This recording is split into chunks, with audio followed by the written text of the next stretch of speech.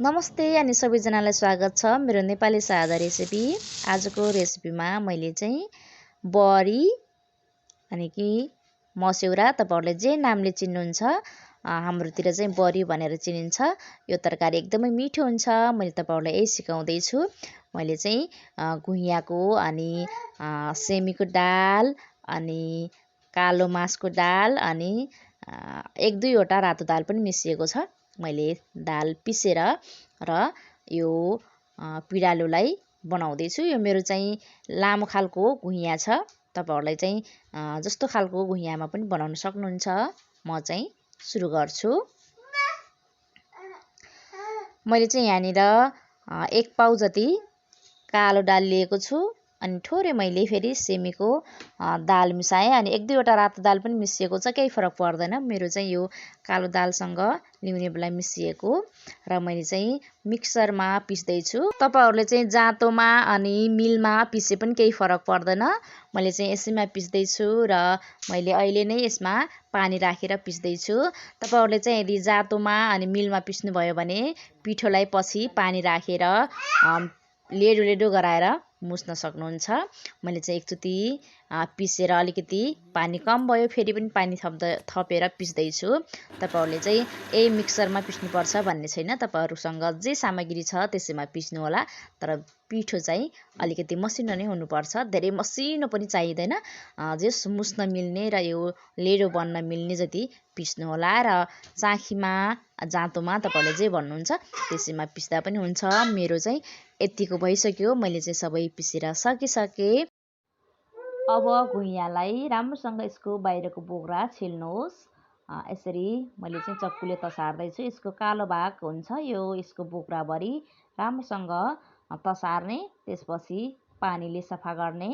मैले चाहिँ तसार्दै छु। यसै गरी तसार्नु होला र यस्तो कालो कालो भागहरूलाई चाहिँ यसै गरी पुरै चक्कुले काटेर तसार्दा पनि हुन्छ। मैले चाहिँ तसारेर पानीले सफा गर्छु र यसमा अब पिदालुलाई तपाईहरुले कुटे पनि हुन्छ र कोर्ने भाँडा छ भने कोरे पनि हुन्छ। मैले चाहिँ यसमा यसरी कोरेर बनाउँछु। यो भाँडा चाहिँ तपाईहरुले बजारमा पाउन सक्नुहुन्छ। यसलाई चाहिँ कोरेसो भनेर चिनिन्छ है। अनि तपाईहरुले यदि यस्तो कोरेसो छैन भने केही ढेकीहरुमा कुटेर पनि बनाउन सक्नुहुन्छ। यो चाहिँ यसरी नै पिस्नुपर्छ, यसरी नै कोर्नुपर्छ भन्ने छैन। मैले यो सानो भाँडो भयो त्यसैले मैले ठुलो भाँडो परातमा चाहिँ राख्दै छु दाललाई पनि।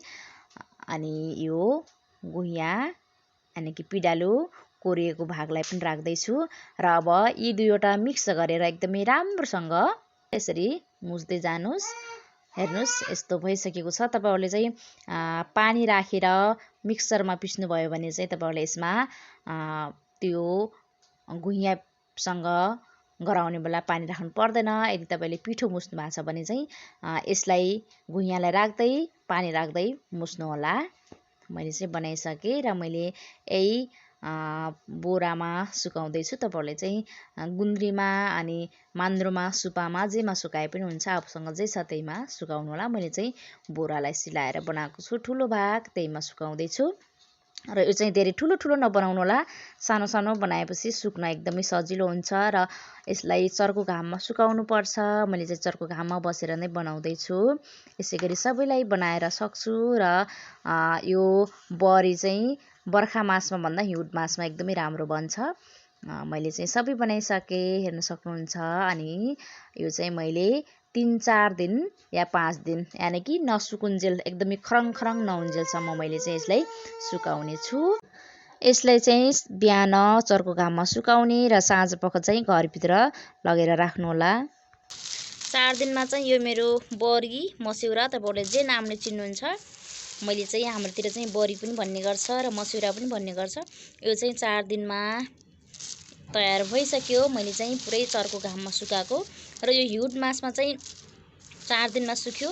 तर यो बर्खायाममा चाहिँ कहिलेकाहीँ पानी पर्दा अनि घाम गर्दा गर्दैमा बिग्रिन सक्छ। तर यो एकदमै राम्रोसँग कतै पनि केही नभएर सुकिसक्यो। तपाईहरुले चाहिँ यसै गरी बनाउन सक्नुहुन्छ। अब यसलाई तपाईहरुले कुनै भाँडोमा कुनै प्लास्टिकमा प्याक गरेर राख्न सक्नुहुन्छ।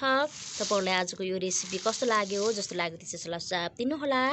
मैले चाहिँ यसलाई कुनै डब्बामा राख्ने छु र आगामी दिनमा पनि यस्तै यस्तै अर्ग्यानिक खालको भिडियोहरू चाहिएमा तपाईँहरूले कमेन्ट गर्नुहोला र तपाईँहरूलाई यदि यो बनाएर पनि पकाएर खान आउँदैन भने कमेन्ट गर्नुहोला मैले पकाएर पनि खाने तरिका तपाईँहरूलाई सिकाइदिनेछु आजको भिडियोबाट बाई बाई